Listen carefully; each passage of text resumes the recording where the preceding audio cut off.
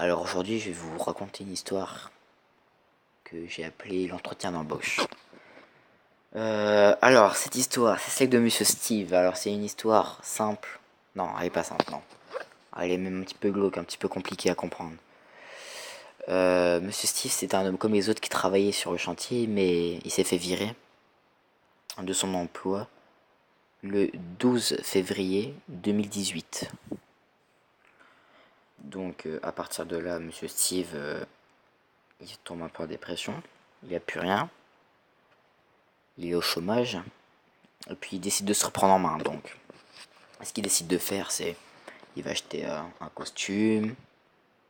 On va dire, niveau hygiène, il était pas au top. Du coup, là, il va se reprendre un petit peu en main. Et puis, au bout de un mois et quelques, il arrive à décrocher. Il arrive à décrocher un entretien.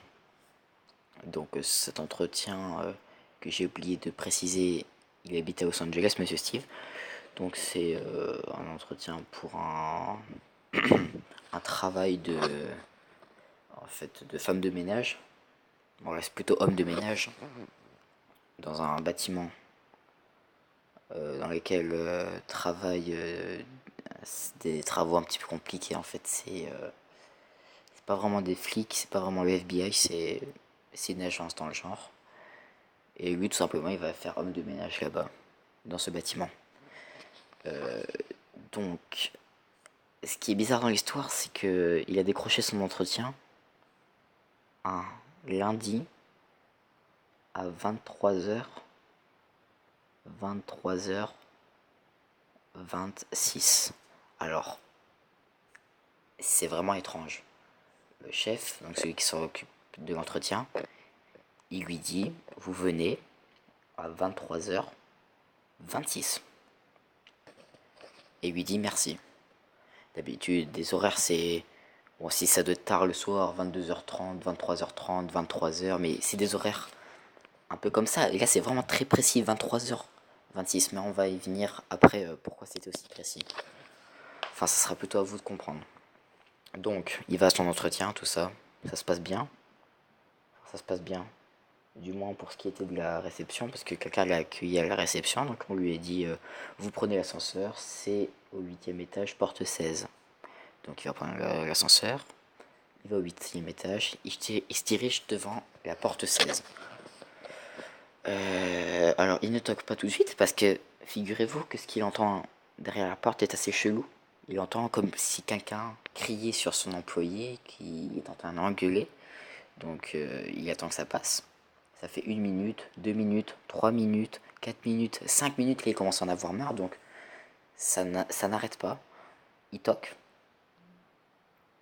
Il rentre.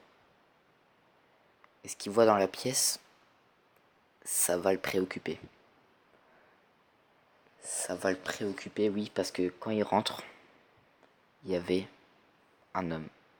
Il y en avait juste un. Il n'y en avait pas deux, il y en avait un. Cet homme-là, en l'occurrence, c'était le chef de stage. Donc, il criait sur quelqu'un. Il engueulait quelqu'un, mais il n'y avait que lui. Il se retourne vers Monsieur Steve, et puis il le fixe.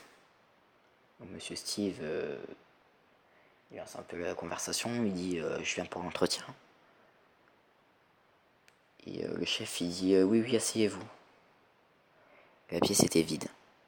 Il n'y avait ni chaise, ni table, ni... Il n'y avait rien du tout. La pièce était vide. Et il lui dit asseyez-vous. Il lui dit... En fait, Monsieur Steve, il comprenait que ce mec était un petit peu dérangé dans sa tête. Il lui dit non, je préfère rester debout. Et il lui dit comment ça, vous ne voulez pas vous asseoir? Il dit non, non, je vais rester debout, ça va aller. Il insiste vraiment le chef, donc il décide de faire. Bon, Monsieur Steve, il veut que ça se passe bien, il veut vraiment son emploi, donc il s'assoit par terre en tailleur. Et puis le chef de l'entretien d'embauche commence à lui parler du métier, tout ça, à lui demander qu'est-ce qu'il a fait précédemment. Donc là, il lui dit, ça se passe bien, et après, quand c'est fini, quand il lui dit que voilà, il peut y aller, il ne lui dit pas qu'il est engagé. Alors il dit du coup, je commence quand, tout ça. Et puis là, le chef d'entretien, il le regarde, il le fixe. Il le fixe d'un air froid. Comme quand il était rentré tout à l'heure dans la pièce, Monsieur Steve. Il fixe un air froid. Monsieur Steve vraiment dérangé par ça, par son comportement. Il est un peu stressé, il lui dit bah, au pire je vous rappellerai, j'ai votre numéro. Et il se dépêche de partir parce qu'il commence à y avoir une atmosphère terrifiante. Il rentre chez lui.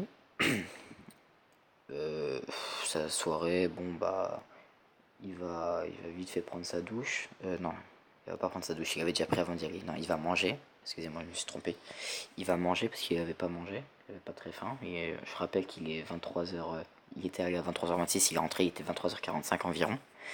Il va bien être minuit, donc il va se dépêcher d'aller se coucher parce qu'il est un peu fatigué.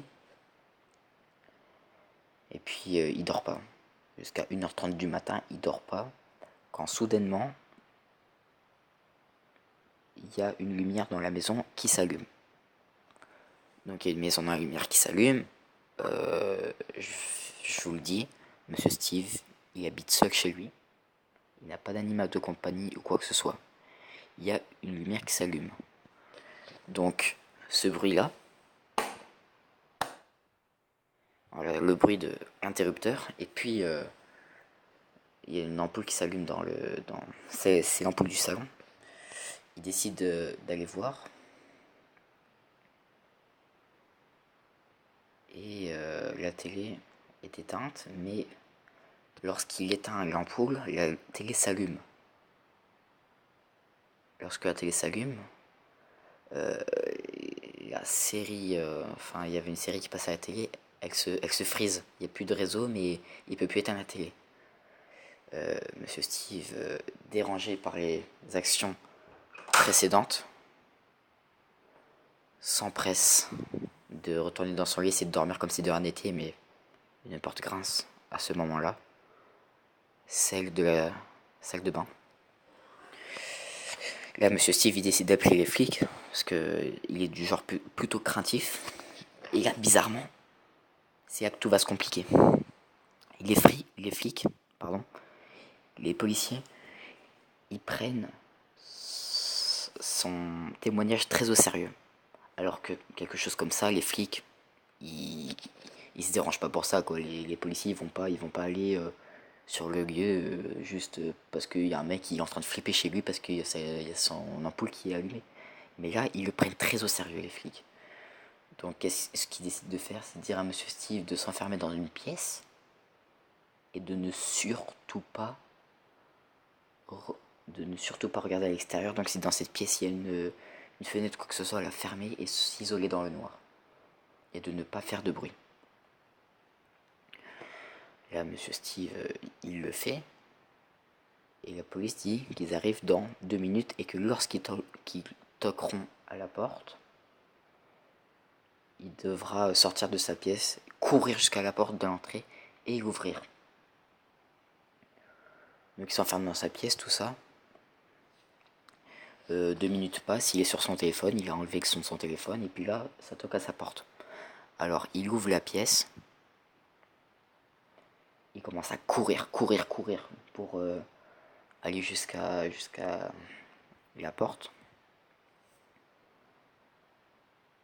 Il descend les escaliers parce qu'en fait il s'était enfermé dans une pièce qui était à l'étage de sa maison.